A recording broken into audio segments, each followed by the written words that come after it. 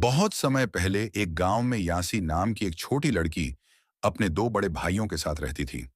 दोनों भाई यासी से बहुत प्यार करते थे। वे उसे कभी अकेला नहीं छोड़ते थे। यासी भी अपने भाइयों का बहुत सम्मान करती थी और उनकी हर बात मानती थी। तीनों खुशी से रहते थे। एक दिन यासी ने देखा कि घर में नमक खत्म हो गया है। उस समय नमक बहुत कीमती होता था और उसे लाने के लिए लंबी और कठिन यात्रा करनी पड़ती थी।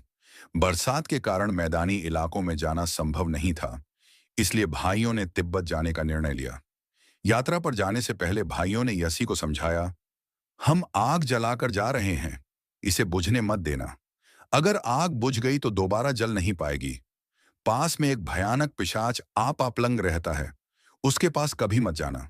यसी ने हाँ कह दी और दोनों भाई यात्रा पर निकल गए। कुछ दिनों तक यसी ने आग का ध्यान रखा, लेकिन वह अकेले अकेले ऊब गई। एक दिन वह थोड़ी देर बाहर घूमने चली गई। नदी में खेलते खेलते देर हो गई और जब वह लौटी तो देखा कि आग बुझ चुकी थी। यसी बहुत डर गई। उसे खाना पकाने के लिए आग चाहिए थी। मजबूरी में उसने पिशाच आपा पलंग के पास जाने का फैसला किया।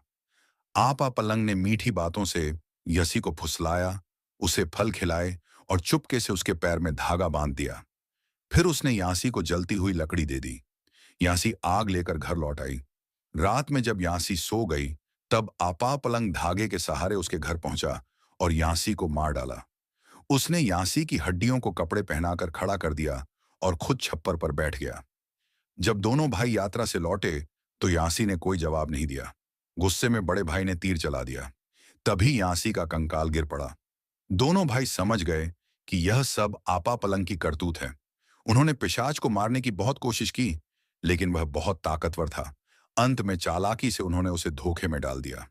आपापलंग ने खुद ही अपनी कमजोरी बता दी। भाइयों ने उसकी बताई हुई तरकीब से उसे मार डाला।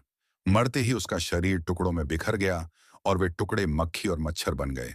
इसलिए नीशी जनजाति के लोग मानते हैं कि मक्खी और मच्छर पिशाच आपापलंग के शरीर से पैदा हुए हैं और इसलिए वे खून चूसते हैं।